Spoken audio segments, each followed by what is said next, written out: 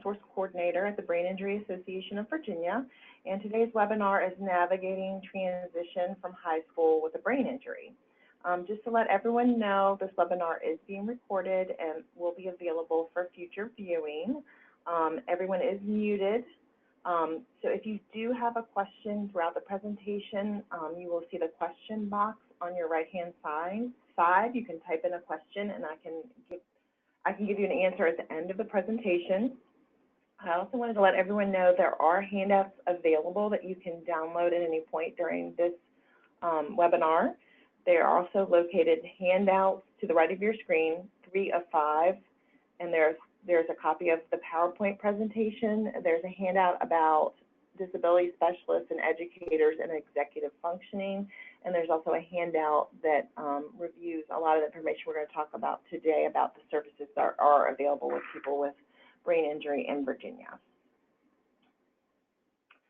The goals for today's presentation is for everyone to have, we're going to go over just some general basics review of brain injury, and then we're going to focus in and recognize the unique challenges of providing transition services for students with a brain injury.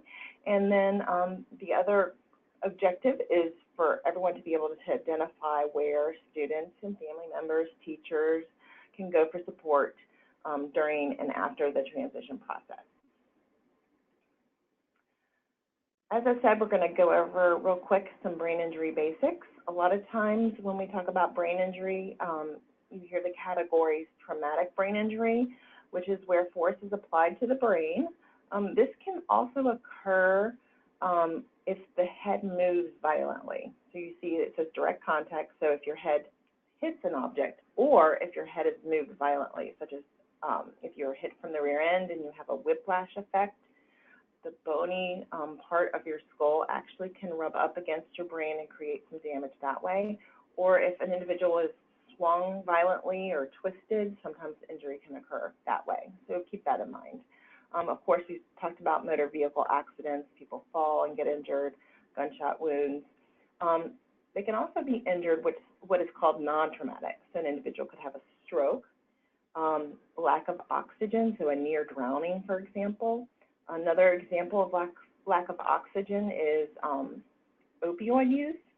An individual can actually, the opioids slow an individual's body down, the breathing down to the point where the body actually forgets to breathe, and that can cause a lack of oxygen to the brain and can cause some damage.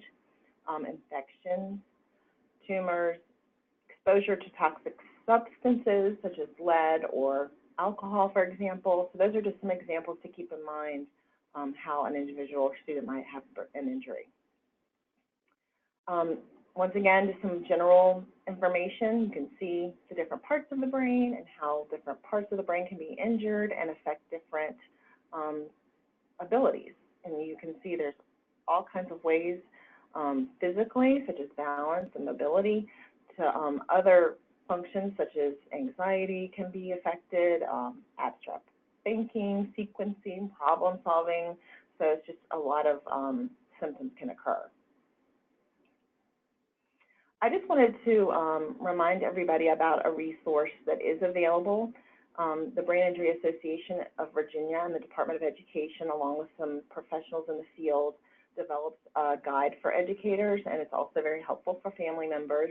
It was updated in 2013, and it goes into more depth. It talks more in depth about brain injury and the challenges.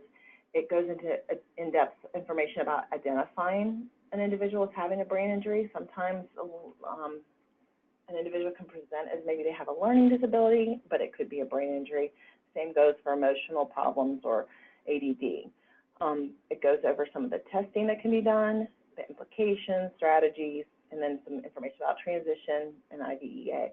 And this is a document that is available on our website, biav.net. It's a little difficult to find. If you're not able to find it, let me know, and I can send it or direct people to where it is. But it's actually under I'm a caregiver and the children section in that part of the website. So I just wanted to let everyone know it's another great resource if brain injury is new to you. Okay, so when we talk about transition in general, there are some evidence-based recommendations. for all students that are going through transition. And those evidence-based recommendations are being student-focused, for the student to be involved in the development of the plan, for all the agencies to work together during the plan, to get the family involved as much as possible, and of course the structure of the program. And these practices come from the taxonomy for transition programming. And so what I had discovered is this transition toolkit specific for students with TBI, and it basically took those evidence-based practices and kind of focused in and talked about how that calculates for a student with brain injury. And the full toolkit is available on that website, the Center on Brain Injury Research and Training, if you want more information. It's available there. So I'm going to go through and just kind of review the different categories and kind of hone in on students with a brain injury and what we need to focus on or just remember when we're providing these services for students. Because of an individual's brain injury, there may be deficits with executive functioning and decision-making and judgment that aren't always obvious at first. So you might meet a student or interact with a student and not really realize they're having some struggles. But the more you get to know them and talk to them and see their challenges, you see they really need some assistance with those kind of behaviors. And there's a saying that says, if you've seen one brain injury, you've seen one brain injury. So it's just a reminder that you can't kind of expect the process to be the same for all students with a brain injury.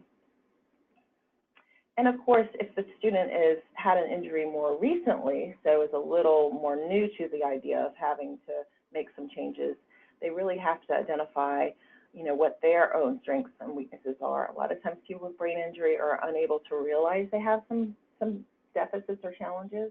So, and being able to identify what their new strengths are or what they continue to be good at, and maybe what things are more challenging for them. They might need some assistance from family members and school staff to really be able to identify those things. Okay, so student developed. So as much as possible with students involved with the process. And I just wanted to share this data point with you because it was highlighted in this survey that 80% of parents said that their young adults with TBI were in need of life skills training. And this kind of goes back to that appearing like they might have themselves together a little more than they actually do during the transition process, and how important it is to dig a little deeper with the life skills training, because that seems to be a deficit that families are identifying that their students don't really get during the transition time, probably because it's not identified as a problem. And that compares to 28% across all disability categories that were surveyed. So just remember that even our students that function relatively well might still need some practical skill training with those kind of basic things like personal care and home management, safety. And once again, depending on when the injury was, this could be relatively new to the student and the family. Okay, interagency collaboration, that's something that's pretty self-explanatory. Everyone that's involved in the transition process should be communicating and helping one another out.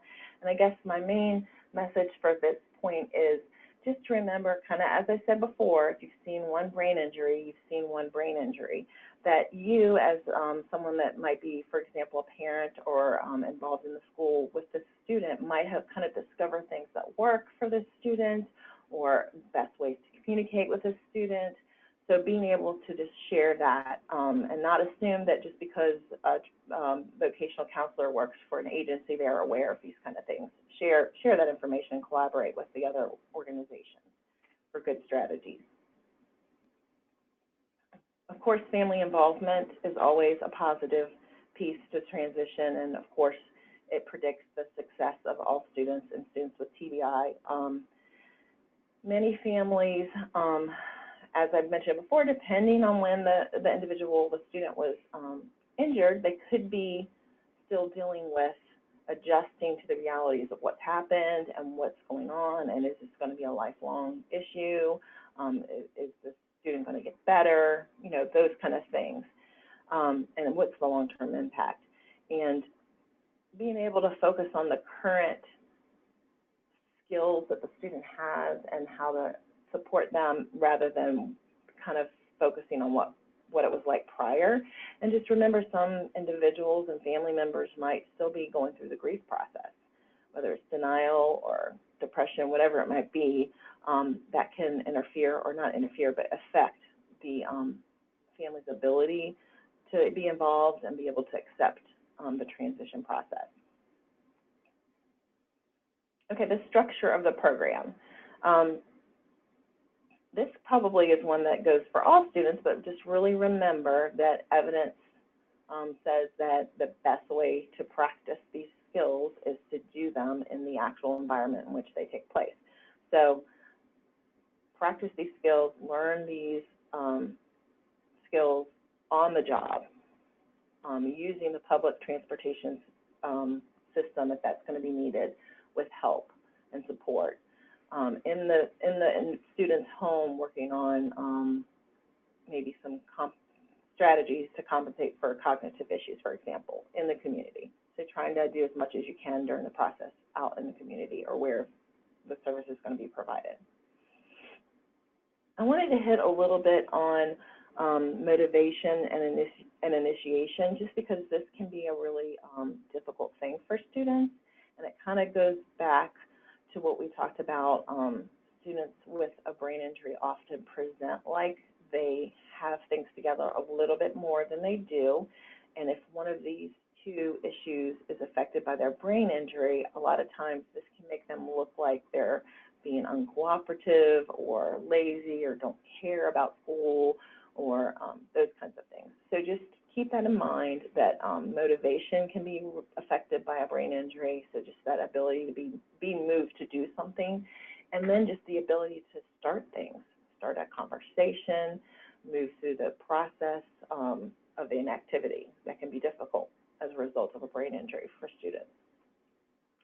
I wanted to share a few resources with you regarding these strategies, motivation, so examples given there, using the students' own words when writing goals so they can relate to them, chunking them into small pieces, just different strategies to help with motivation if that's an issue for a student you're helping transition. And here's some strategies for initiation, whether it's using technology or an organizer of some kind to stay organized and initiate activities, queuing, checklists. So here's some just good examples. Okay, so we talked a little about the transition process in school, and now we're talking about the next steps. So the student is focusing on the next steps, whether it's applying to get into college, job skills, benefits, whatever the next step may be, and what's out there, and what are some things you can tap into in the community. At the higher education level, there are college disability specialists, and that's kind of a generic term. If you identify the school the individual is going to, a lot of times they have different services with different names, but it's basically a student affair, disability access, or some of the examples of where you can find these disability specialists. Typically, if accommodations are needed, a doctor's note is needed for the college to have. And this is just so a student who's had a brain injury can get some support, like maybe their books can have larger print. A big one probably would be scheduling if a student's suffering with headaches and has a difficult time in the morning, for example, having later scheduling preferences, or what they need as far as during testing, if things need to be read to them, or they need a separate space to have a test. So these are just some examples, but there's all kinds of examples, but that's for someone kind of for higher ed environment. The Department for Aging and Rehab Services, this is probably something, if you're an educator or family member, pretty familiar with, just like with any student going through a transition process that has career exploration, and the supports for DARS are there for a student with a traumatic brain injury, also on-the-job training, supported employment, assistance for development of a plan. This is all, the contact information is there about how you can get connected to DARS. for those services. I also wanted to share a little bit more about the Brain Injury Service Coordination Unit, which is also a unit at DARS. And this is a unit that's developed for individuals with brain injury as a point of contact for agency-specific information about brain injury or resources. This unit is a relatively small unit, but it does manage some programs, some funding for programs and contracts, federal grants, all involving services in Virginia for individuals with brain injury. There are 9 state-funded services, brain injury service programs in Virginia, and I'm going to go through those here in a few minutes. DARS also prepares an annual report on the number of people that are served through these programs and the types of services that are provided. So that's just a good thing to know. You can reflect on or see on their website if you're interested to see more information about their annual report. Also, they oversee the Commonwealth Neurotrauma Initiative, or the CNI Trust Fund, you may have heard of it called. And this is made up of an advisory board, and its funds, money in the funds are used to support any kind of grant or Virginia-based organization, institution, research project, and the funds are provided that way to kind of move the brain injury resources forward. There is a Virginia Brain Injury Council in Virginia. This is a statewide advisory council, and they advise and assist the Department for Aging and Rehab Services regarding the brain injury services that are provided. And of course, the brain injury unit works closely with the other programs at DARS, the Community Rehab Case Management Services Program, the Personal Assistance Services Program, to make sure individuals with brain injury are receiving the services they need through those programs also. Okay, this is a really busy slide, but I just want to go through. I spoke about the state-funded programs that DARS kind of oversees the funding for, and they're listed here, and these give you an idea of where they serve. One of those programs is us, the Brain Injury Association of Virginia, and we are a statewide program, so we're not identified as a color because we serve anyone in the Commonwealth of Virginia. You'll see the light blue area up in Northern Virginia is Brain Injury Services. Brain Injury Services of Southwest Virginia is the purple color. Bridgeline and Bridgeline Place, which is the orange, is kind of centered around the Charlottesville area. Community Brain Injury Services, which is the royal blue, that's in more central Virginia. So Henrico, Hanover, Chesterfield, central Virginia. Crossroads to Brain Injury Recovery is out of James Madison University, so it's kind of further west. The Beacon House is in parts of the Tidewater area, and then No Limits Eastern Shore is a day program that's offered on the Eastern Shore. And so if you see some white areas, that means that there's not a designated program serving those areas of the state. So definitely something we need to continue to work towards. There's also a program, Virginia Supportive Housing, and this is a small program, and I'll go into more detail of what that really means in a few minutes, but it serves Richmond and Hampton and Charlottesville, Hampton Roads and Charlottesville. Okay, I spoke a little bit about the Brain Injury Association of Virginia, and I wanted to go in a little more detail on what services we provide. We provide resource coordination. We have an outreach program where if an individual has recently been hospitalized in Virginia with a brain injury, they receive our information as a resource for them to give us a call or get information from us if they so desire. If people do give us a call, we can share information and talk to them on the phone, via email. We also have a chat feature on our website, so if people have questions, we can chat with them live. So those are some services we provide. Technical assistance, education such as these webinars, public awareness. We go out in the community, educate people about brain injury and safety and what to do. And we also do statewide advocacy with the General Assembly to try to improve and enhance services provided to Virginians with brain injury. Some other examples of things that we provide, we do a monthly e-newsletter. You can sign up on our website. We do an annual conference in March, the webinars such as these. We have a caregiver program in the fall. We have support groups that are available. We do a 2-week camp on the end of May for adults with brain injury. So we have lots of things going on at BIAV. So one of the services that is funded through these programs we just discussed earlier, the 9 state-funded programs, is case management services. And this is individuals with a brain injury and their families can work together with identified case manager. And this can be a standalone service. And this case manager works with the family and the individual to identify any kind of needs, resources, and supports, and they develop a plan with goals. And that can involve, some in-home consultation, life skills, oversight, so helping with medical appointments if that's what the client needs.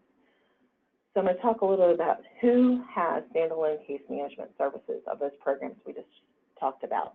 The Brain Injury Services, which is that Northern Virginia program, they provide case management for adults and children. The Community Brain Injury Services is located in kind of central Virginia, so the greater Richmond area. They provide case management services. The Southwest Virginia Brain Injury Services of Southwest Virginia provide adult and children case management, and they have a telehealth program. As you can imagine, geographically, the Southwest is a large area they cover, and people are spread out. So this is a telehealth program that provides support to individuals with brain injury called CLIC. The Charlottesville area has a case management program at the Bridgeline. And then the Crossroads to Brain Injury Recovery is the Harrisonburg area or western part of Virginia. And as I talked about earlier, DARS provides some case management services and rehab case management services for individuals. And the Virginia Supportive Housing Program, which I said I would go into more detail about, that kind of serves the central Virginia area, they provide case management services to residents, and that's what the Virginia Supportive Housing has. 2 community homes for people with brain injury that are located in Richmond. There are certain criteria individuals have to meet to be eligible to be in one of these homes. They have to be relatively independent, and they have to meet financial criteria, but they are provided with case management along with the residential placements at these homes in Richmond. Okay. So we just went over who has standalone case management services, and now I'm going to talk a little bit more about the other programs that are available. So there are clubhouse programs, and there are day programs also designated and provided for individuals with brain injury. A clubhouse is for individuals with brain injury.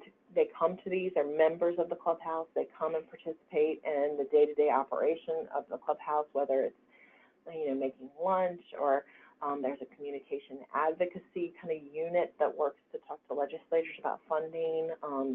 There's maintenance, there's vocational life skills training, they practice different things and go out in the community. And then there's also some day programs that are in Virginia that provide more of that social environment where they can develop some social skills and life skills through activities. If an individual is a member of a clubhouse or day program, they do receive some limited case management services also. And they have an individualized plan with goals that they work towards. Okay, so where are there clubhouses specifically for individuals with brain injury? In Virginia, Community Brain Injury Services, which is the program I talked about that covers kind of central Virginia for case management, they have a clubhouse also that's located in Henrico County called the Mill House. And they also oversee one in the Tidewater area, the Denby House. There is a clubhouse in Virginia Beach called the Beacon House. Brain Injury Services in Northern Virginia has a clubhouse that they oversee called Adapt Clubhouse. And then Charlottesville, the Bridgeline place, is the clubhouse that is available there. The 2-day programs that are offered in Virginia are the Eastern Shore program, No Limits Eastern Shore, and then Brain Injury Services also oversees a day program in Fredericksburg that focuses on community services that's available to individuals. As I mentioned earlier, we are part of those state-funded programs, so I just wanted to reiterate that we're able to bring you this presentation as a result of some funding from the Department for Aging and Rehab Services. And I also wanted to share with you my contact information. If you have questions, there's my email address there at the end, or if you want to share our helpline number with a client or family member or individual, please do so. We're happy to help. And there's our website address if you want to get on our website and see if you can see some resources that might be helpful to you, or information you may need about upcoming events. That's all I have for you today. I wanted to give everyone an opportunity, if they had any questions, to go ahead and ask them. So I'm going to hold on for just a couple minutes and see if any questions have come up.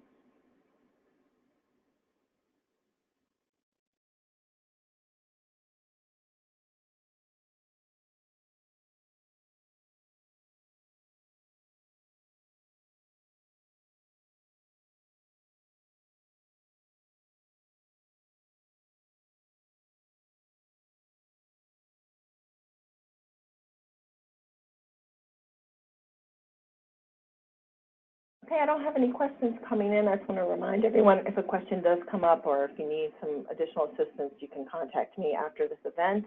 And just as a reminder, if you wanted to download any handouts, they're available there for you to download. And I appreciate you participating, and have a wonderful afternoon. Thank you.